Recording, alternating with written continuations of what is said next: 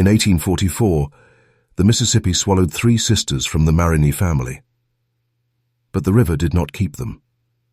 Days after their drowning, footprints began to appear at night, wet, bare, and child-sized, leading away from their graves back toward the water.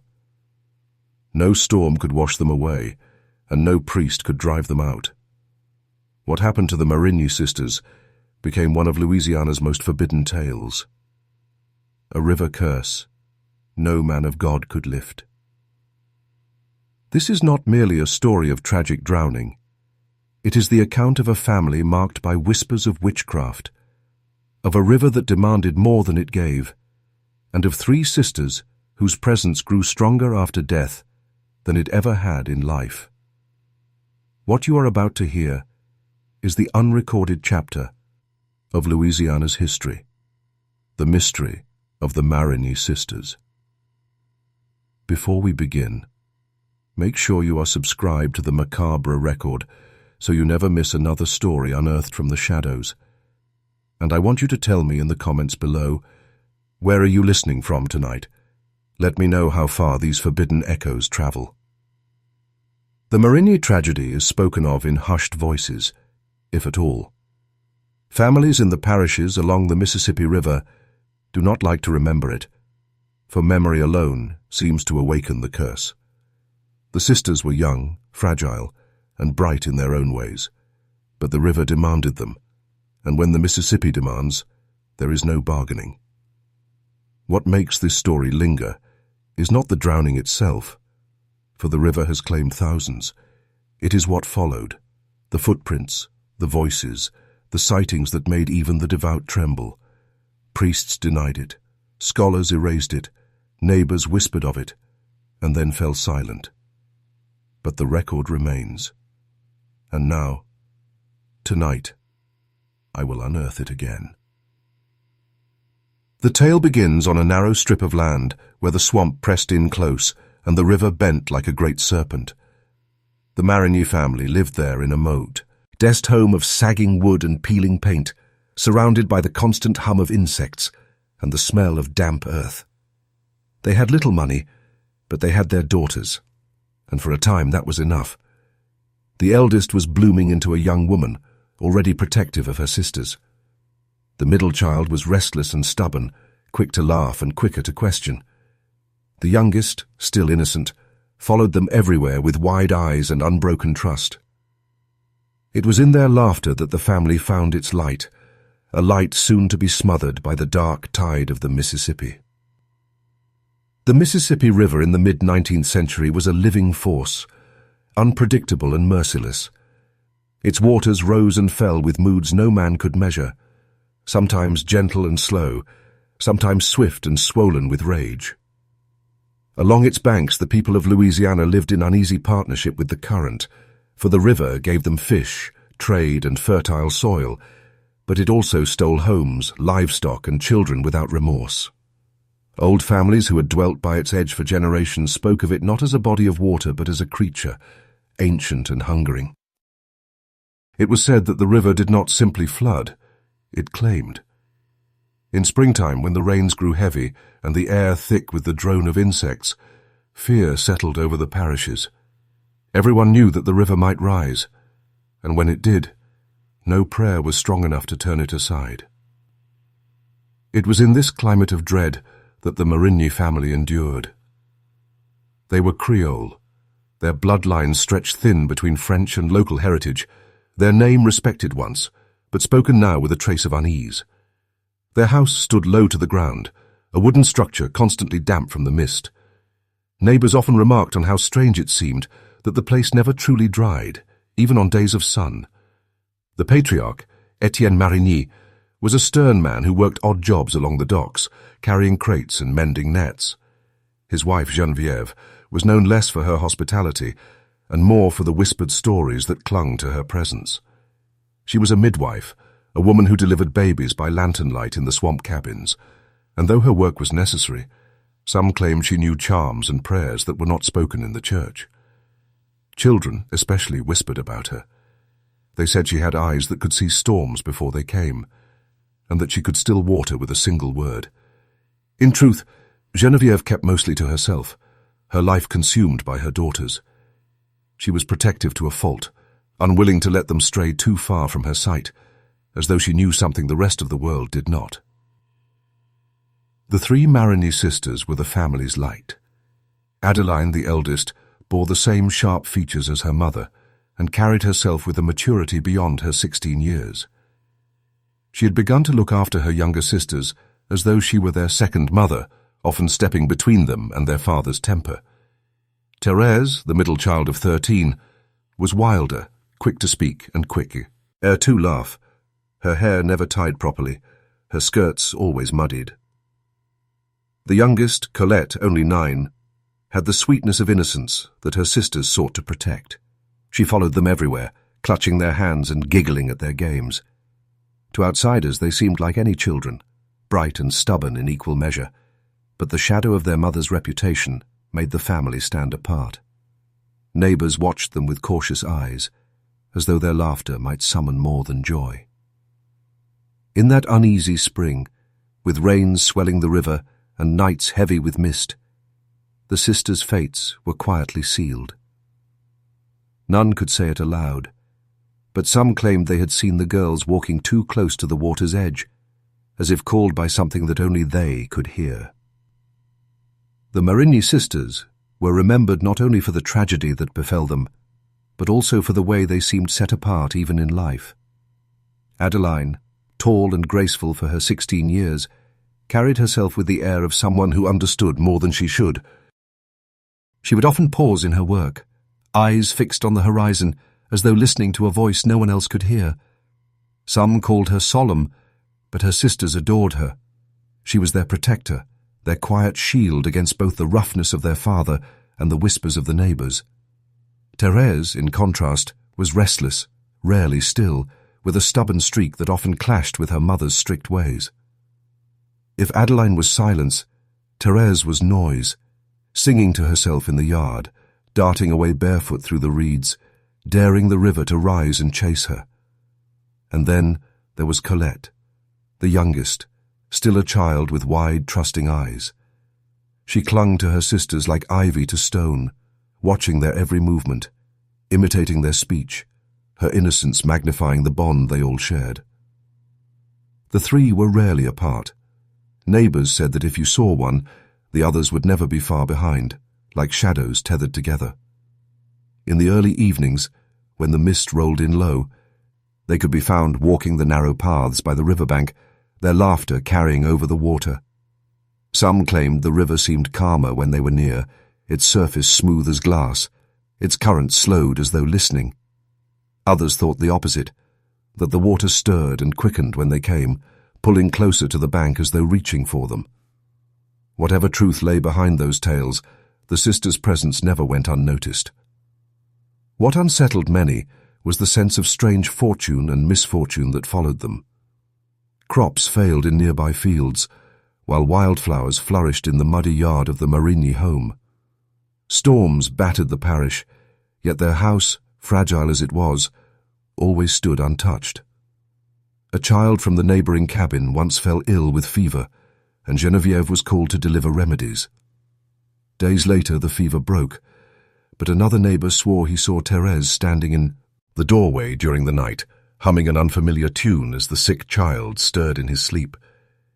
It was innocent, perhaps, but when spoken aloud, it became another story to add to the collection of unease surrounding the family. Still, the sisters themselves were unaware of such suspicion.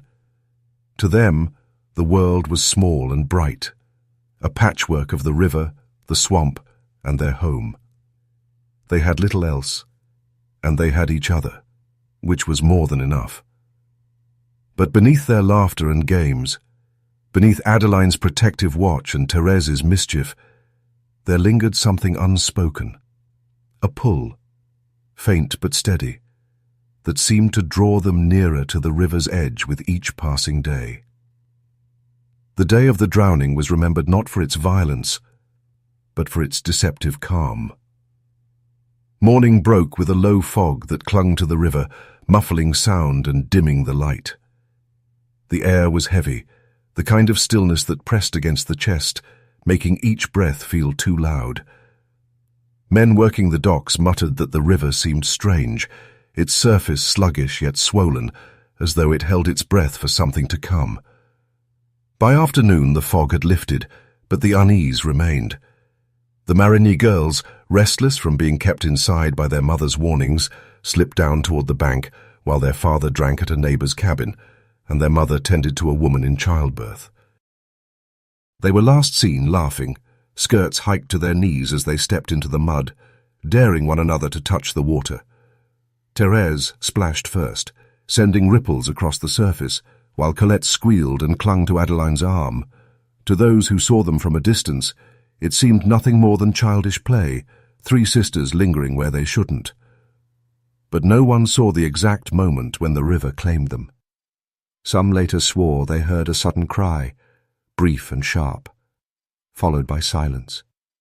Others said they saw the water churn in a circle, as if stirred from below, and then smooth itself again, leaving nothing but ripples fading in the light.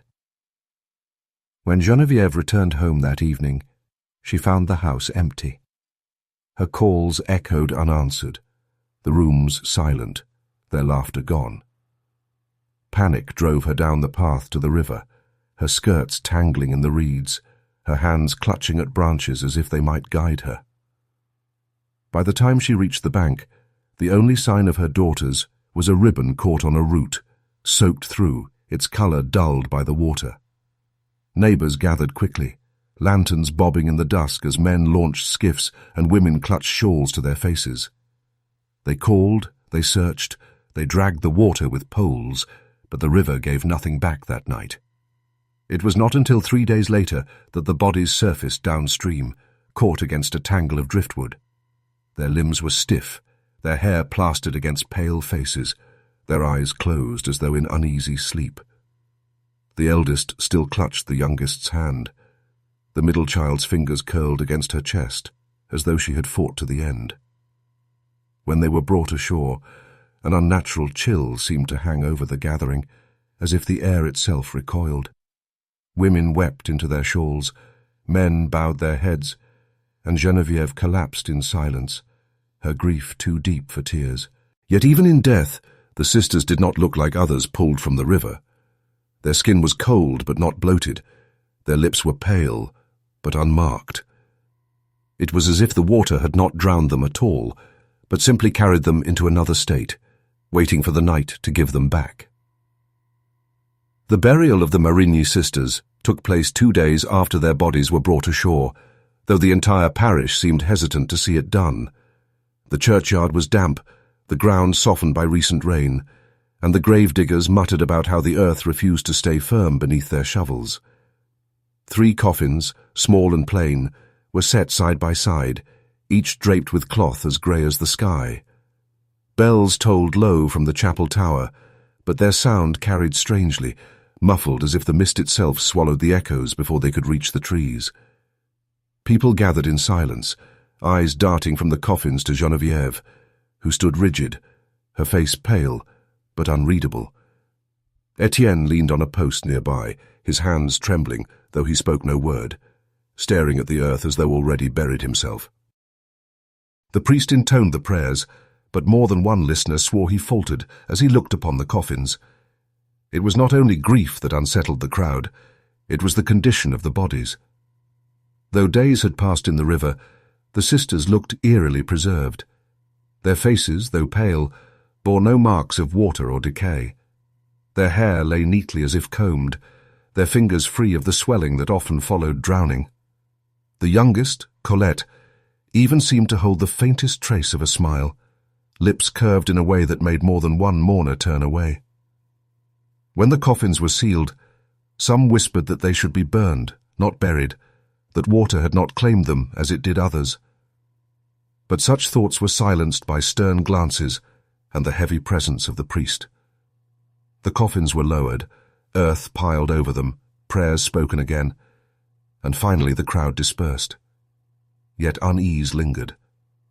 That night, the first sign of what would haunt the parish appeared. A boy returning late from tending his father's animals cut through the churchyard and froze at the sight of wet footprints pressed into the soil. They were bare, unmistakably human, and led from the fresh graves down the path toward the river. The boy ran home and told his parents, who scolded him for frightening tales, but when the morning came, others saw them too. The prints were small, child-sized, the mud still glistening as if newly pressed. Rain fell that night, but the marks did not fade. By the second night, the footprints returned, this time more numerous, winding between the graves as though pacing. Neighbors whispered, crossing themselves when they passed the churchyard. Some avoided it entirely, preferring longer paths rather than risk the sight of those damp, silent impressions. And when Geneviève herself came to lay flowers on the mounds, she stopped suddenly and knelt, touching the soil where the smallest footprints lingered.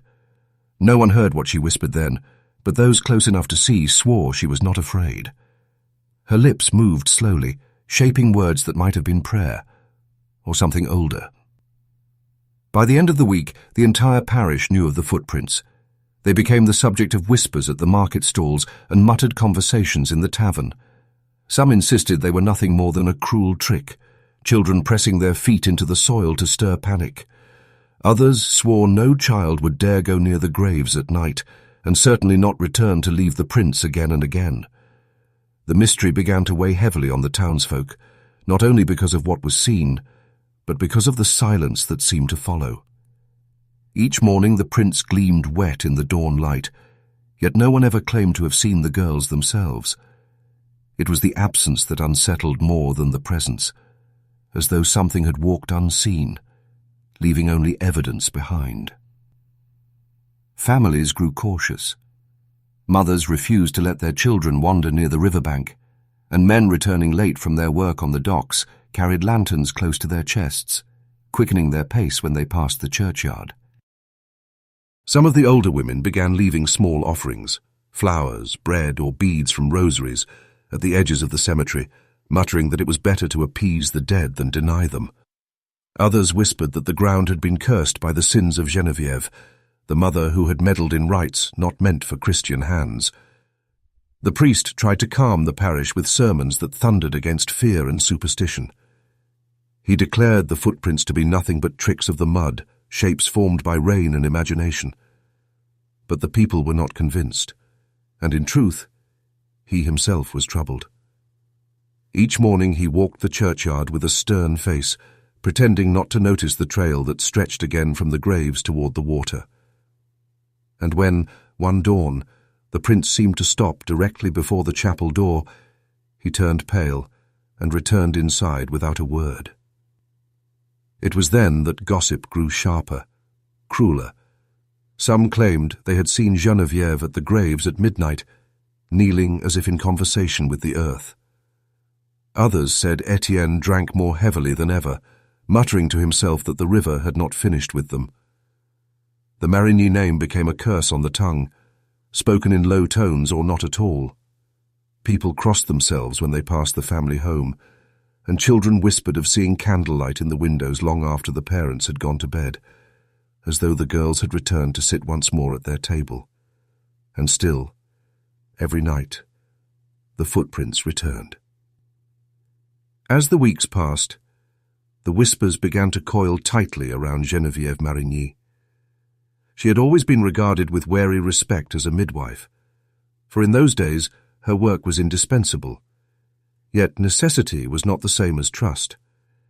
People remembered that she used prayers the priests did not teach, that she carried pouches of dried herbs tied with red string, and that sometimes she spoke word, as no one understood while pressing her hands to a woman's belly in labor. Now, with the footprints appearing night after night, every oddity in her past seemed to grow heavier, proof enough for those eager to believe. Some said she had bargained with the river long before the drowning. They claimed she feared for her children each spring, when floods threatened to sweep the parishes away, and that she had sought protection in charms too old for the church to sanction.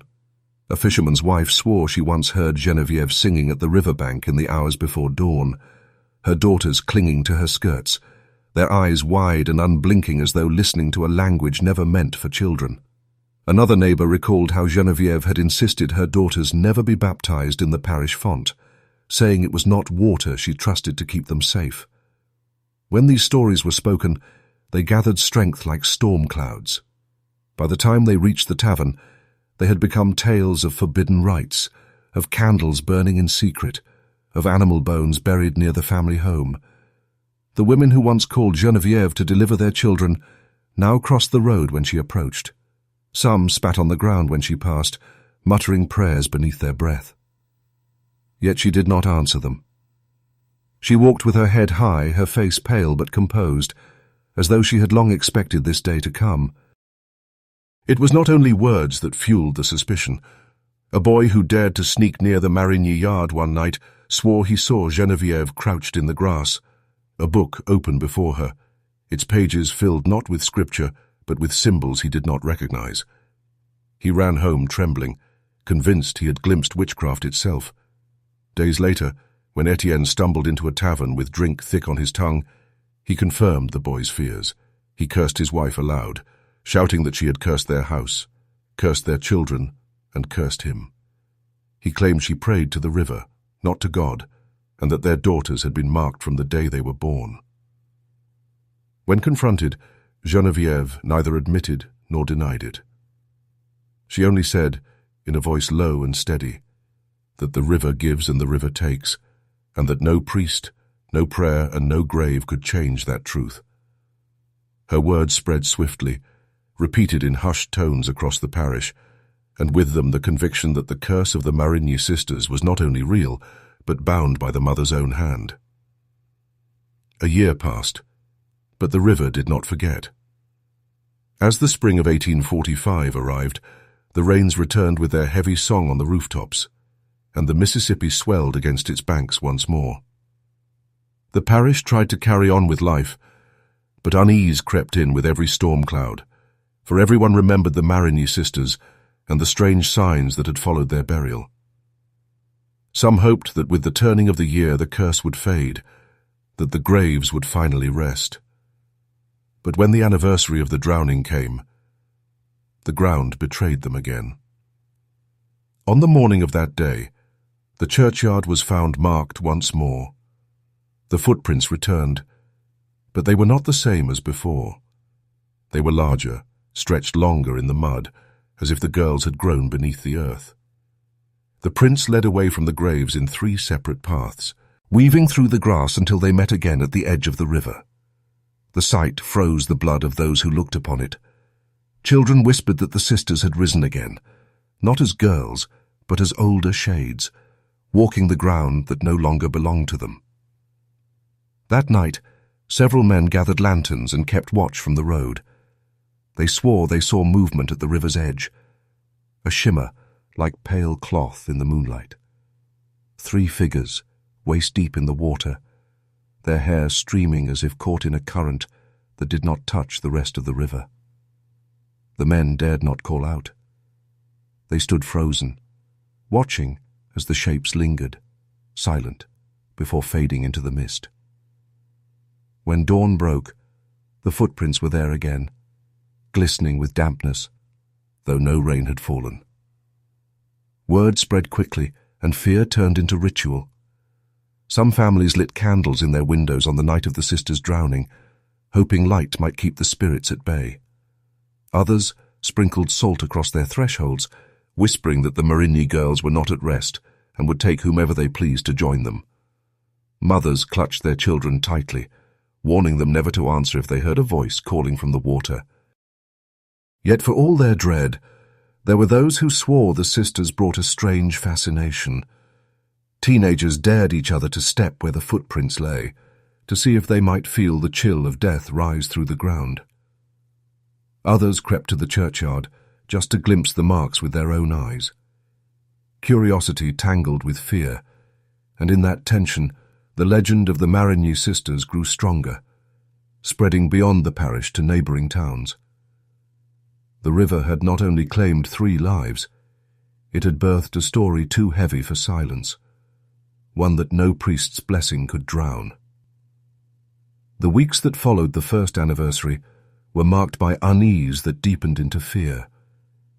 It began with the animals. Cows wandered too close to the river and were found the next day floating downstream, their eyes clouded and their legs tangled as though something had dragged them under. Goats bleated through the night, panicked for no reason their owners could see, and more than once they were discovered drowned in shallow pools that should never have been deep enough to swallow them. The most chilling discovery came when a farmer found his pigs standing in the pen at dawn, all alive but dripping wet, as if they had been lifted into the river during the night and returned without harm.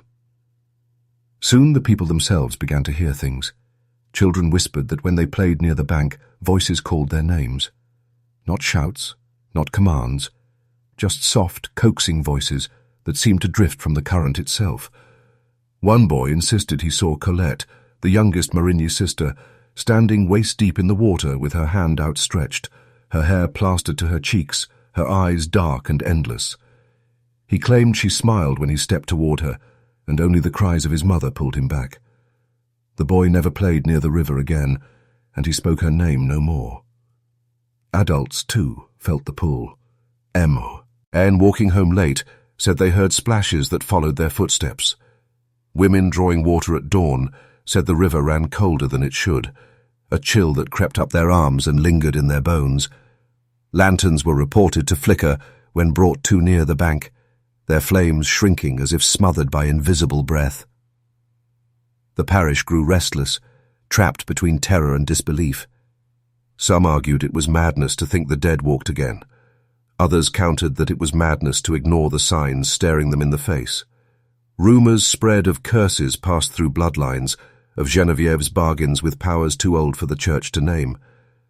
And though no one dared confront her directly, doors closed when she walked past, shutters drawn tight against her shadow. Yet the strangest part was not the visions, not the drowned animals, not even the voices. It was that the footprints continued to appear, night after night, week after week, stretching longer and deeper, as though the sisters themselves were still walking among the living, growing older with each passing season.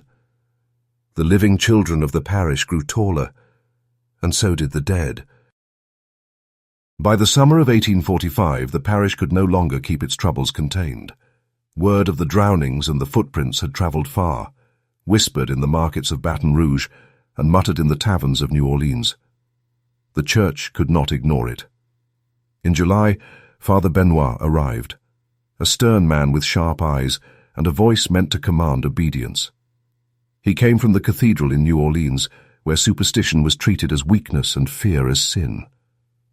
To him, the stories of the Marigny sisters were nothing more than rumors twisted by grief and ignorance, and he believed his presence alone would be enough to restore order. The parish greeted him with wary hope. Some believed a priest of such standing would banish the curse with holy authority. Others feared he would only anger the forces at work. Geneviève watched him from a distance, her expression unreadable. Etienne avoided him entirely, muttering to himself in taverns that no man of God could fight what had risen from the river. The sisters' graves, however, remained unchanged, 3 small mounds of earth that refused to stay silent. On his first night in the parish, Father Benoit walked the churchyard alone, lantern in hand, determined to prove the folly of the people. The air was heavy, still, the only sound the steady hum of crickets in the grass. He paused before the graves, murmuring prayers, his voice low but steady. For a time nothing stirred. Then he lowered his lantern and froze. The soil before him was marked. Wet impressions pressed deep into the ground, fresh though the evening had been dry. 3 sets of footprints, side by side, emerged from the graves and stretched toward the river path. He knelt, touching the damp earth. The mud was slick, glistening, as though the prints had been made only moments before. His lantern flickered. For the first time since his arrival, doubt crept into his mind. He returned to the rectory without a word, his jaw set but his eyes shadowed. The next day he preached fiercely, condemning fear, warning against whispers, insisting the devil himself preyed upon the weak and foolish. Yet his words rang hollow, for those who had seen him leave the churchyard the night before swore his face was pale, his hands trembling. And though he did not confess it to anyone, Father Benoit could not shake the feeling that the dead had walked before him in silence, and that their path was not yet finished. Father Benoit was not a man easily rattled, and yet the footprints gnawed at his certainty. He told himself that what he had seen could be explained. Perhaps vandals, perhaps children, perhaps nothing more than a trick of soil and dew. Still, the image haunted him, the fresh prints glistening under lantern light, trailing away into darkness. He resolved that if this was a matter of superstition, he would crush it with ritual and authority. If it was the devil's work, he would confront it head-on. 3 days after his arrival, he prepared to bless the graves. The entire parish gathered, called by the ringing of the chapel bell. Some came with hope, others with dread, but none could stay away. The coffins had been buried nearly a year, yet the earth above them still seemed unsettled, as if it had never accepted its burden. The sky was dim, clouds rolling low, and the air carried the smell of rain, though none had yet fallen. Father Benoit raised the crucifix high and began the prayers. His voice was steady, strong, the Latin rolling from his tongue with sharp precision. He sprinkled holy water across the graves, droplets hissing as they struck the damp soil. For a moment, all seemed calm. Then a shudder ran through the earth. The ground shifted, soft clods breaking open, and the gathered crowd gasped as cracks spread across the fresh mounds. The priest's words faltered, but he pressed on, raising his voice against the rising murmur of panic. When the final blessing was spoken, the people hurried away, whispering that it was finished. Yet the next morning told a different story. The earth over the graves was torn as if clawed from within, great gouges carved into the soil. The grass was ripped up, the flowers trampled, the wooden crosses marking each grave snapped in half, and from those ragged mounds stretched the footprints once more, 3 trails pressed deep into the ground, darker and wetter than ever before, leading away to the river. Some said the priest had angered them, that his blessing had stirred something restless beneath the soil. Others believed it proved the girls were never in the coffins at all, that what lay there was only shell, while their spirits roamed free. Father Benoit stood silent before the desecrated graves, his lips thin, his eyes hollow. He told the parish to have faith, to continue their prayers, but his voice carried less weight than before. And in the nights that followed, those who lived nearest the church swore they heard the sound of children's feet running over the ground, quick and playful, though no child dared enter the yard. The unrest following the failed blessing stirred something long buried in the minds of the older parishioners. For weeks they had held their tongues, unwilling to sound like fools, but the sight of clawed earth and broken crosses loosened their silence. Old women spoke in hushed voices, telling of things they had seen in their youth, stories their mothers and grandmothers had passed down with strict warnings never to repeat. Around hearth fires and in quiet kitchens, the past began to bleed into the present. One widow recalled the flood of 1822, when 2 children from a plantation upriver were carried off by the current. Their bodies were never recovered, but for years afterward, footprints appeared on the levee each spring. Another man, his face creased with age, spoke of 1791, when his own uncle vanished while fishing. His family found his boots on the bank, soaked and filled with river water, and for months afterwards strange marks appeared in the mud outside their cabin, bare feet where no one had walked. His father swore he once woke in the night to find the prints circling the house, as though something prowled outside, waiting to be let in. Each tale carried the same thread. Children or young men taken by the river during its fiercest swells, followed by signs that they had not remained beneath the water. The marks always came back, as if the drowned were permitted to walk again, at least for a time. But every time the church had intervened, the stories had been silenced, the records scrubbed, the families told to forget. And in time they did, or they pretended to, until the Marigny sisters brought it all rushing back. The priest dismissed these stories as inventions of frightened minds, the inventions of age and grief. But those who had lived through them spoke with conviction. Their voices trembled not from weakness, but from memory. They warned that the river was no ordinary water, that it fed on more than fish and driftwood. They said it was alive, and that every few decades it called for a sacrifice. If the sacrifice was refused, it took what it pleased. If it was given, it left traces behind. Children walking in silence, laughter echoing where none should be. By the end of that summer, the parish no longer argued over whether the Marigny curse was real. The question became how to endure it, for the people now understood that they were not the first to face such a haunting, and they would not be the last. The river's appetite was older than memory, and the Marigny sisters were only its latest children.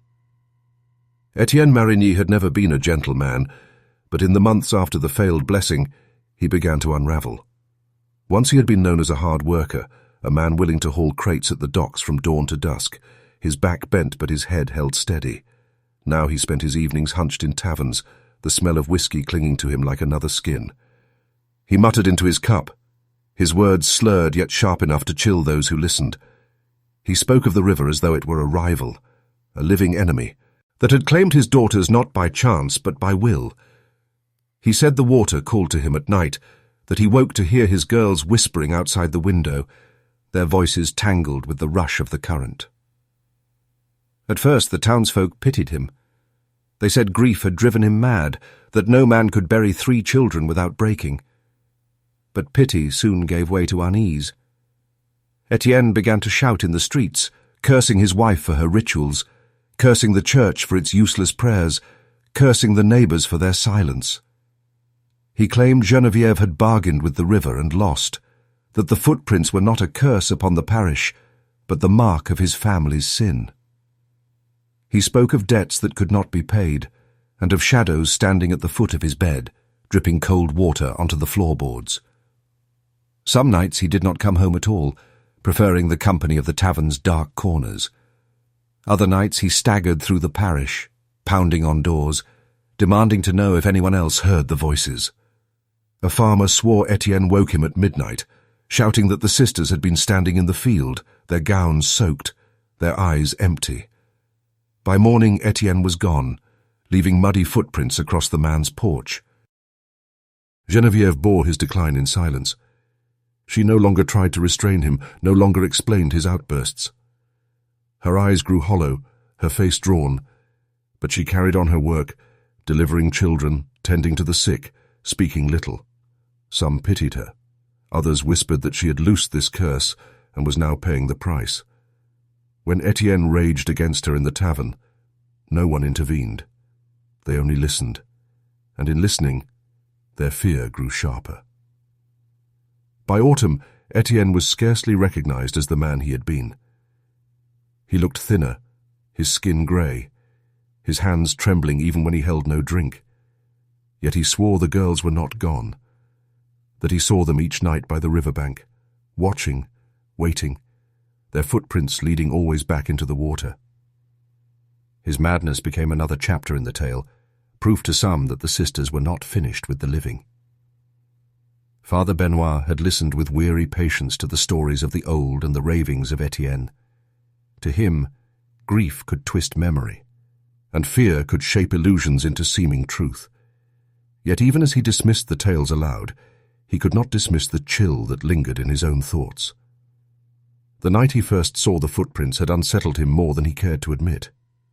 In his diary, hidden beneath the rectory floorboards, he confessed that he had begun to dream of the sisters. 3 pale shapes drifting through water, their eyes wide, their lips pressed together as though keeping secrets. He told no one of these dreams, for a priest could not afford such weakness. Still, he found himself waking with his sheets damp, as though the river itself had seeped into his bed.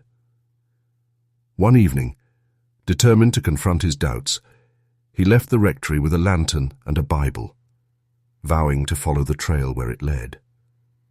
The churchyard was quiet, the air thick with the hum of insects. At first the ground seemed bare, but As the lantern swayed, the light revealed them. 3 sets of wet footprints pressed freshly into the soil, beginning at the graves and stretching away into the night. The priest's heart hammered in his chest, but he set his jaw and followed. The prints wound through the grass, down the path toward the river. They were unmistakable, each one clear and sharp, not the vague shapes of puddled soil, but the true impressions of bare feet. He knelt once to touch them, and his fingers came away wet, though no rain had fallen in days. The silence grew heavier as he walked, broken only by the soft hiss of the lantern flame. At the riverbank, the prince stopped, but the water stirred, as if something unseen had just slipped beneath its surface. Father Benoit stood there, staring into the dark current, and in that moment he heard it, the sound of breathing. Not his own, not the soft rustle of reeds, but the steady rhythm of lungs drawing air close beside him. He spun, lantern swinging, but the path behind him was empty. Still the sound remained, rising and falling, as though 3 bodies stood around him, invisible but alive. His prayers caught in his throat. The flame flickered, nearly dying, before flaring again. He fled then, the footprints left behind, the breathing echoing in his ears long after he shut the rectory door. And in his diary that night he wrote only one line: "They are not resting, they are waiting." The 2nd anniversary of the drowning arrived with skies swollen and grey, the river restless against its banks. By then, the parish had grown accustomed to fear, yet there was a sense that this night would be different. Families gathered in their homes, shutters drawn, candles lit, praying that the sisters would remain in their graves. But curiosity gnawed at others, and when the sun fell, a small crowd drifted toward the churchyard. Among them were men clutching lanterns, women with rosaries, and children who hid behind their mothers' skirts, wide-eyed but unwilling to stay behind. Father Benoit stood at the chapel door, torn between forbidding them and yielding to their need to see the truth with their own eyes. In the end, he said nothing. The graves lay in shadow, the earth damp with the day's drizzle. For a long while nothing happened. The crowd shifted uneasily, whispering that perhaps the curse had faded. Then a gasp tore through them. One by one the impressions appeared, pressing into the soil as though shaped by invisible feet. First the smallest, then the second, then the third. 3 sets of footprints forming in silence, damp and fresh, though no body walked above them. The lanterns shook in trembling hands as the crowd watched the prints stretch away from the graves, weaving through the grass toward the river. The women began to pray, voices low and desperate. Children whimpered, clutching at their mothers. Some men shouted that it was a trick, but none dared step forward to prove it. The air grew colder, heavy with a dampness that clung to skin and hair, as though the river's mist had risen to surround them. Father Benoit raised his crucifix. His lead was moving quickly, but his words were drowned out by another sound. Soft laughter, faint yet distinct, drifting across the churchyard like a breath of wind. The crowd broke then, scattering in panic. Some fled back to their homes, slamming doors and barring shutters, while others ran for the road that led away from the parish. Only the priest remained rooted, his knees weak, his hand trembling on the crucifix. He watched the footprints fade into the dark, his heart thundering with the knowledge that no sermon, no blessing, could erase what they had all seen. The sisters had walked again, and this time no one could deny it. When dawn came, the prints were still there, glistening in the light, as if to remind all who doubted that the dead were not gone. And from that day forward, no one in the parish could pass the graves without shuddering, for they knew the earth did not hold what lay beneath. After the 2nd anniversary, the parish no longer argued about whether the Marigny sisters walked. The question that lingered now was what they wanted. For a time, people convinced themselves that the dead sought only to be remembered, that the footprints were no more than a sign of unrest. But that fragile comfort shattered when the living began to vanish. It started with boys who dared each other to test the curse. One evening 3 of them crept down to the riverbank, laughing nervously as they pressed their own feet into the mud, mocking the prince. Only 2 returned. The third, a boy of 12, was never seen again. His cap was found floating near the reeds the next morning, damp and torn, but his body never surfaced. His friends swore they had heard splashing behind them. A sudden cry cut short, but when they turned, the water was smooth. They fled, too terrified to look back. A week later, another child disappeared. This time a fisherman's son who had gone to check the nets at dusk. His father found the nets empty, but the ground nearby bore 3 trails of footprints, pressed deep and glistening wet. The boy's small knife lay in the mud, its blade broken, as if he had struck something before being dragged away. The river gave nothing back. Fear tightened its grip on the parish. Parents forbade their children from leaving the house after sunset, and men stood guard at the banks with rifles, though none dared fire when they saw shadows moving in the mist.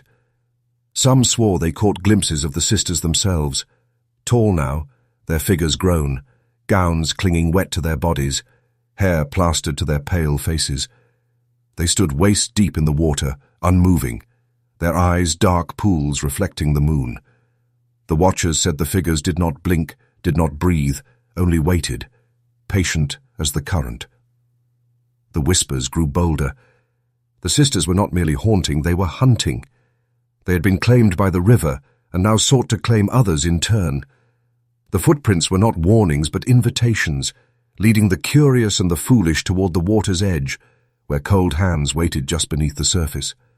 Some believed it was vengeance, others said it was hunger. But whatever the reason, the message was clear. Tous. Curse was no longer content with footprints alone. The disappearances drove Father Benoit to a breaking point. Each night he paced the rectory, his prayers falling flat against the silence, his crucifix heavy in his hand. He could not reconcile the faith he preached with the horrors he witnessed. It was then he resolved to confront Geneviève Marigny, for if anyone held the key to this curse, it was she. Her silence had stretched too long, her calm too deliberate. The priest believed she knew more than she allowed.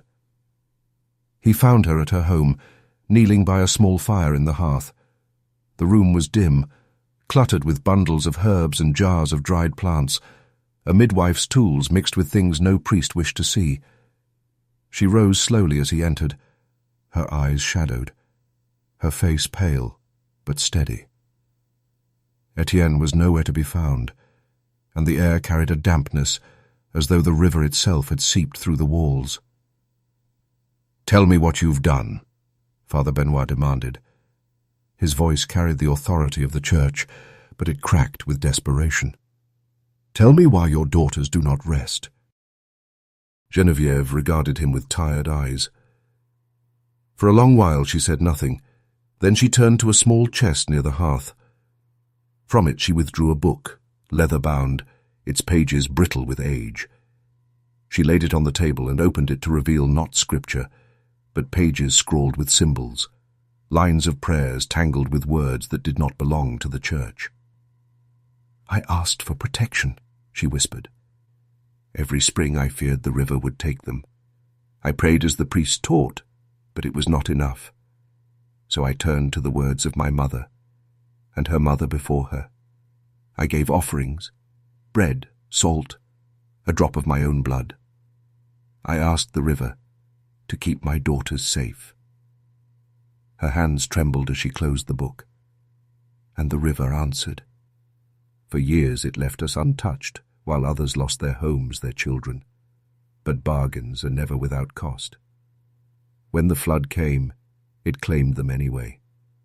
Only, it did not take them fully. It bound them, half in this world, half in the next. Their bodies drowned, but their souls walk still. The priest recoiled, horrified. "You consorted with darkness," he spat, though his voice was weak. Geneviève lowered her eyes. "I consorted with desperation. A mother will do anything to keep her children.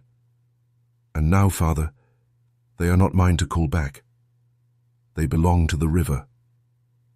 Her words chilled him more than the footprints ever had, for in them he heard not madness, but truth spoken with the weight of sorrow. News of the unrest reached New Orleans faster than Father Benoit had hoped.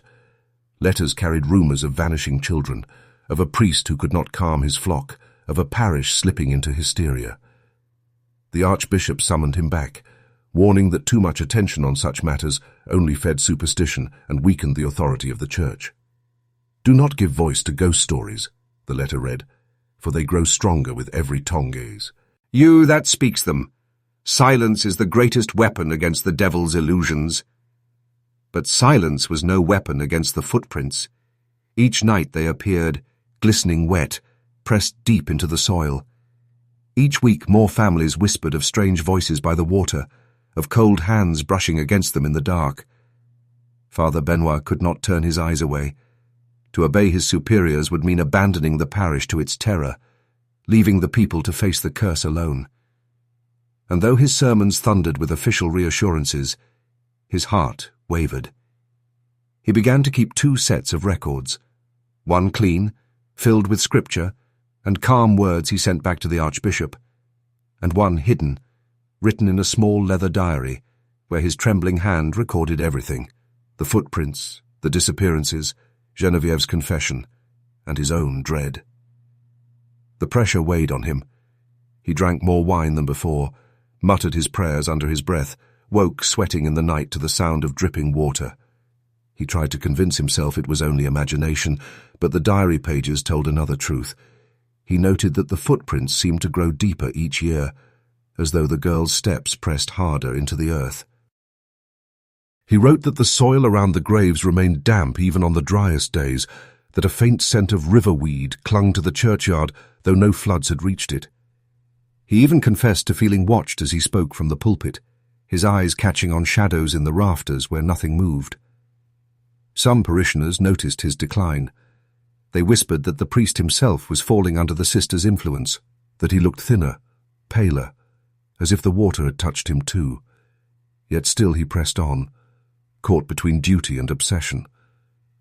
The Church could silence him on paper, but they could not silence his eyes, nor the chill that settled in his bones each time he stood at the graves. He had begun to believe that the curse was not bound to the Marigny family alone. It was spreading, reaching for the parish entire.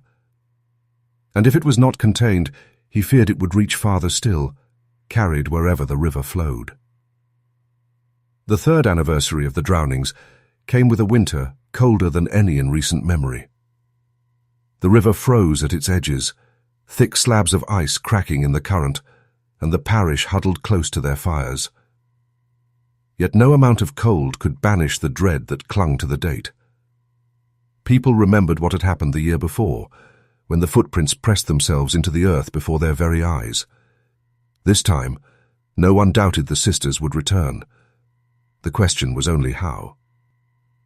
On the night of the anniversary, the air grew unnaturally still. The mist rolled in heavy, swallowing lantern light, muffling even the sound of the river.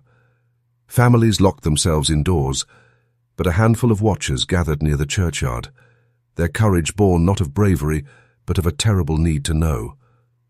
Father Benoit stood among them, clutching his crucifix so tightly his knuckles whitened. He told himself he would face the curse directly, that he would not flee a gain. Just past midnight, the footprints appeared. They were no longer the prints of children. These were longer, broader, the steps of women grown. The trails stretched from the graves to the riverbank, pressed so deeply into the soil it seemed impossible that invisible feet alone had made them. The crowd trembled, whispering prayers, some falling to their knees.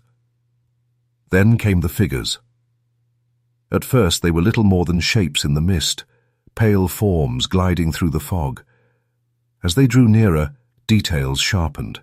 3 women standing waist-deep in the river, their gowns soaked and clinging, their hair tangled with reeds. Their faces were pale as bone, their eyes dark hollows reflecting the lantern light. They did not move as the living moved. They swayed with the current, though the water around them was still. A cry broke from one of the watchers, and the crowd scattered. But Father Benoit remained. His heart thundered. His breath came ragged, but he could not tear his eyes away. The sisters stood side by side, silent, their gazes fixed on the shore. For a moment he thought they would rise and walk toward him, but instead they slowly turned and slipped beneath the water, vanishing without a ripple. When dawn came, the footprints remained, leading from the graves to the river, proof that the parish had not imagined what they had seen. The sisters were no longer shadows of children. They had grown beneath the earth, and each year they returned older, stronger, their presence tightening like a noose around the living. By the spring of 1847, the parish could no longer live with its dread. The third anniversary had shown the sisters grown, standing like sentinels in the current, and many believed that if nothing was done, the dead would soon walk fully among them. It was whispered that the curse fed on inaction, that each year of silence only deepened its hold. Desperation drove a handful of men to seek Father Benoit, urging him to act not with prayers alone, but with force. The priest resisted at first, warning that violence against the graves would only worsen their plight, but his own nightmares and the pressure of the parish wore him down. At last he agreed, though his heart quailed at what he proposed. On a moonless night, 4 men gathered with him in the churchyard. They carried wooden stakes, hammers, and sacks of salt, muttering prayers under their breath. The air was damp and thick, the silence broken only by the soft rustle of grass. They moved quickly, as if afraid the sisters themselves might rise before the task was done. Father Benoit read psalms in a shaking voice, while the men drove the stakes into the earth above each grave. The thuds rang out like muffled drumbeats, each strike echoing into the dark. Salt was poured in heavy handfuls across the mounds, the grains glistening pale in the lantern light. For a moment it seemed finished. The priest lifted his crucifix, his lips moving in a final blessing. But then the ground shuddered beneath their feet. A wet sound rose from the soil, like water bubbling up through mud. The lantern flames flickered violently, casting long shadows across the graves.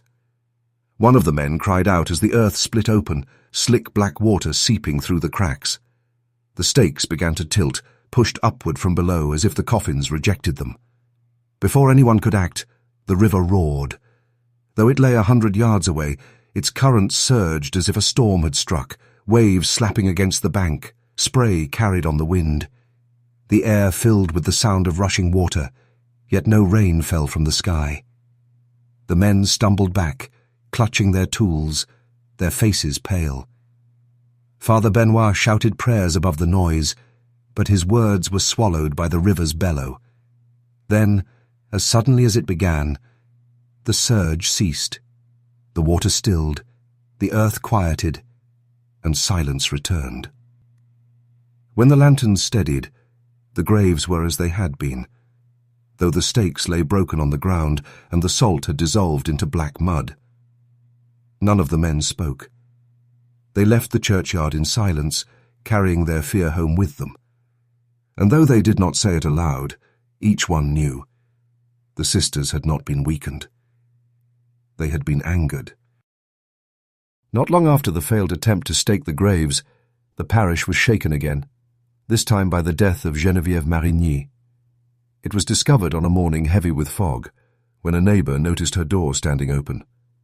Inside, the house was silent, the hearth cold, the air damp as if rain had fallen within the walls. Geneviève lay on the floor beside her bed, her body pale, her hair slick and dripping wet. Yet the house itself was dry. The boards beneath her glistened with moisture. Small puddles gathered in the cracks, as though she had been pulled from the river and left there. Those who saw her body whispered that her expression was neither peaceful nor fearful. Her eyes were closed, her lips slightly parted, as if she had been listening to something in her final moments. Some swore her hands were outstretched toward the door, as though she had risen in the night to answer a call.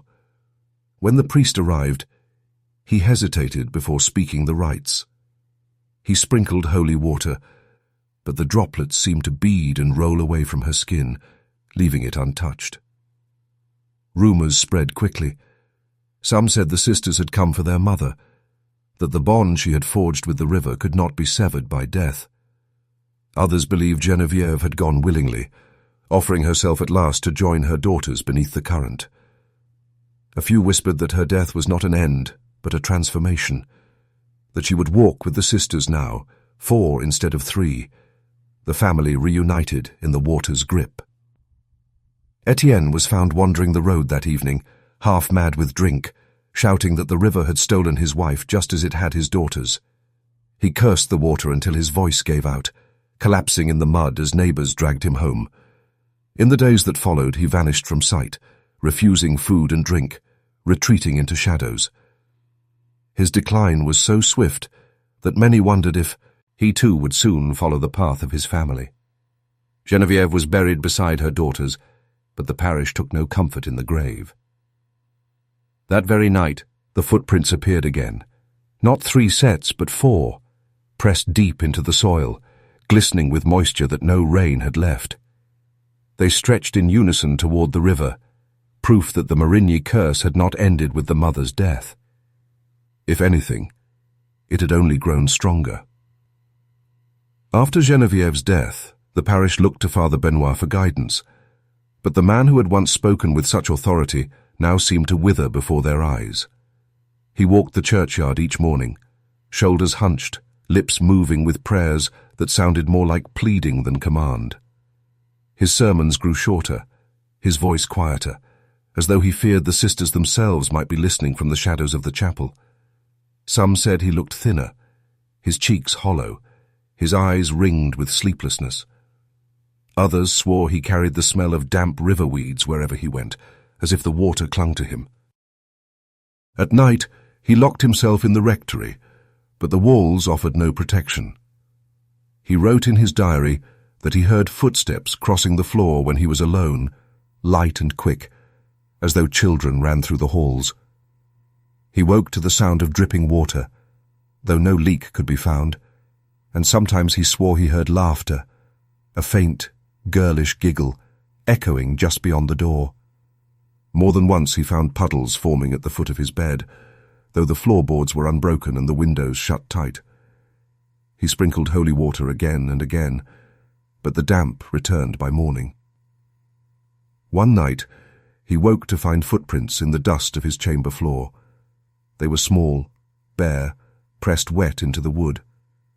They began at the side of his bed and trailed to the door, vanishing into the hall. His hands shook as he traced them with his lantern, but they led nowhere, simply fading as though absorbed back into the walls. In his diary he confessed his terror plainly. They walk where they please now. Not even these walls hold them back. The parish grew uneasy as the priest's decline became impossible to hide. Mothers muttered that he had brought the curse into his own body, that he was marked by the same power that bound the Marigny sisters. Men avoided his gaze, uneasy with the shadows in his eyes. Still, he continued his work, baptizing infants, blessing marriages, burying the dead, though his voice carried the hollow weight of someone who no longer believed the words he spoke. To the people, his weakness was another sign that the curse had grown too strong, stronger than faith, stronger than the church itself. And to Father Benoit, each night brought the same creeping certainty. The sisters no longer lingered at the edge of the parish. They had followed him inside. By the time the 4th year passed, the parish itself was unraveling. Families who had once endured floods, famine, and fever now spoke of leaving altogether, not because of hardship, but because of the shadow of the Marini sisters. It was no longer only footprints or whispers by the river. The curse had seeped into daily life. Livestock balked at crossing the fields near the churchyard. Dogs whimpered at night, scratching at doors as though something prowled outside. Children woke screaming from dreams of dripping hands pressing against their windows, and mothers found wet smudges on the glass, though no rain had fallen. One by one, households abandoned their cabins, some in the middle of the night, carrying only what they could lift. Wagons rolled away at dawn, their wheels sinking in the mud, while behind them the parish grew emptier. Those who stayed did so out of stubbornness or poverty, clinging to their land even as fear soured their days. They spoke less, shut their shutters tight, and walked quickly past one another in the lanes. A heaviness settled over the place, as though conversation itself might awaken the curse. The Marini graves became a place of dread. No one tended them, no flowers laid, no prayers spoken aloud. Children dared each other to run past at dusk, but none lingered long. The footprints appeared still, unbothered by neglect, pressed deep into the soil night after night, proof that the sisters had not faded. And now, sometimes, there were more than 4. Neighbors swore they saw 5, even 6 sets trailing toward the river, as if the drowned were no longer content with the Marigny bloodline alone. Some whispered that those taken, the boys, the vanished children, had joined the sisters beneath the water, rising with them each year to walk in silence. The parishioners no longer called it superstition. They spoke instead of survival. They kept their children from the river, avoided the churchyard after sunset, and whispered prayers meant not for God but for the water, begging it to look elsewhere. Yet nothing could shake the feeling that the parish itself was shrinking, eaten away not by disease or famine, but by something nameless that pressed in from the river. It was as though the community itself was drowning, dragged under year by year, until nothing would remain but silence and footprints.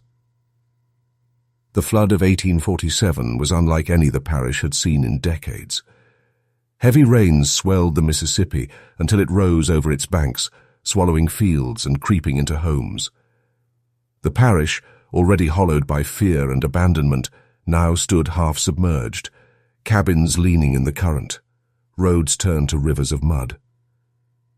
It was in this chaos that Father Benoit wrote the last entries in his hidden diary. His hand, once precise, had grown shaky, his ink smudged, but his words carried a terrible clarity. He confessed that he no longer believed the sisters lingered only by their graves or the water's edge. He felt them near him at every hour, their presence thick in the air he breathed. He wrote of waking to see water pooling beneath his bed, of hearing footsteps on the rectory stairs, though the doors were bolted. Once, he claimed, he opened his eyes to see 3 pale figures standing at the foot of his bed, their hair streaming as if they had just risen from the river. They did not speak, he wrote, but their eyes told him they were waiting. As the flood worsened, the parishioners who remained begged him to flee with them to higher ground, but he refused. In his diary he explained why. "If I leave, they will follow. It is not the parish they want, it is me. They mean to lead me where they have led the others. Perhaps, if I go willingly, they will spare what is left of this place."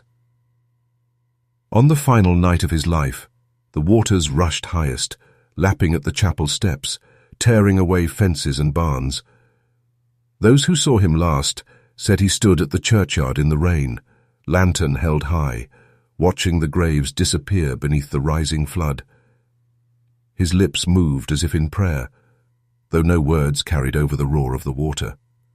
When the storm broke at dawn, the churchyard lay half under water, the graves hidden beneath the current.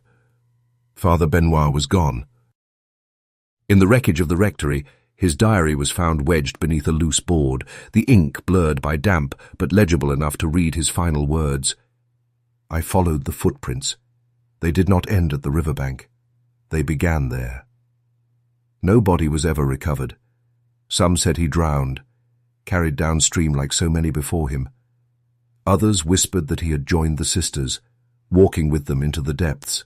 Another voice added to their silence. In the years that followed the flood of 1847, the parish never recovered. Many of the families who had fled did not return, and those who remained spoke less and less of what had transpired.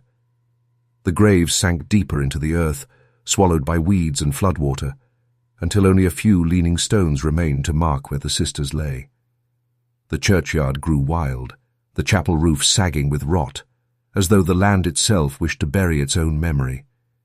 Yet memory clung stubbornly in whispers, passed from parent to child, a tale too dreadful to be forgotten entirely. The church, for its part, acted swiftly to erase the stain. Records of the drownings were rewritten in official ledgers, stripped of mention of footprints or apparitions. The name of Father Benoit was marked with the word absentia, a priest lost to floodwaters, nothing more. His hidden diary was seized by the archbishop, locked away in a vault where no parishioner's eyes could ever fall upon it again. Publicly, the Marigny sisters were mourned as victims of natural disaster, nothing else. Privately, priests warned one another to keep the matter silent, for to speak of it was to lend it power. Civil authorities followed suit.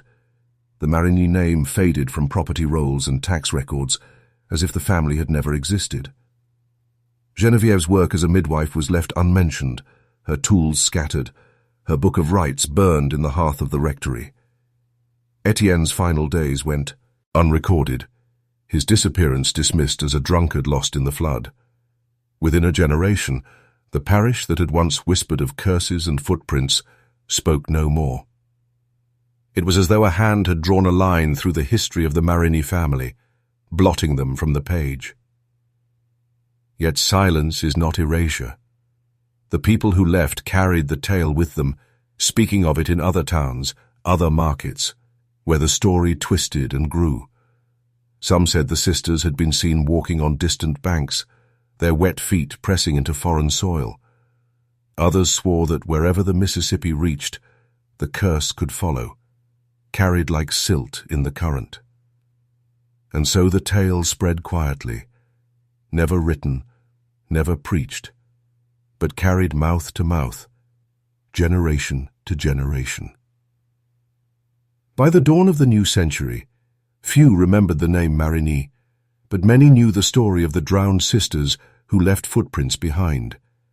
And though the church denied it, and the state pretended it had never been, the legend lived on, whispered in the dark, whenever the river swelled and the air grew heavy with mist. Time has a way of softening tragedies, but not this one. The years blurred into decades, and the parish that once trembled at the name of the Marigny sisters fell into ruin, its fields reclaimed by reeds and river grass. The chapel collapsed, its stones scattered and swallowed by vines. Travellers who pass through see little more than abandoned land, a patch of earth no different from countless others along the Mississippi. Yet those who linger too long swear the place is not empty. They speak of a heaviness in the air, a silence too deep, as though the ground itself remembers what people were told to forget. Even now, when the river swells after heavy rain, locals whisper of strange sights. Lantern light that gleams on the water where no boat drifts. The sound of laughter carried on the fog, faint and girlish, gone the moment one strains to hear it again. And sometimes, on the mud of the banks or the damp soil near the old churchyard, footprints appear, bare, wet, pressed deep into the earth. They are always in 3s or 4s, sometimes more, as though the sisters have not walked alone for a very long time. Those who find them never speak loudly of it. They know better. They glance once, cross themselves, and hurry away, leaving the prints undisturbed. For it is said that if you follow them, they will not end where you expect. They will lead you to the water's edge, and there you will hear voices calling your name, soft and coaxing. Some say if you answer, you will feel hands grasp your ankles, pulling you down into the current, and if you resist, the prince will only return the next night, waiting, patient, until you give in. The church will not acknowledge this story. Historians dismiss it as folklore, a tale grown from fear and superstition. But the Mississippi still flows, wide and endless, carrying its secrets with the silt and the fog. And somewhere along its course, the Marigny sisters walk still, their steps pressed into soil that refuses to forget them. So if you find yourself wandering near the river on a mist-heavy night, tread carefully, For if you see footprints forming in the mud before you, wet and glistening where no one has walked, remember the parish that was erased, the priest who vanished, and the sisters who never rested. And ask yourself this: if the prints begin at the river's edge, then where will they end? And will you follow? Before you leave the shadows of this tale, make sure you are subscribed to the Macabre Record. There are more forbidden histories and unspoken tragedies waiting, and I don't want you to miss them when they rise again.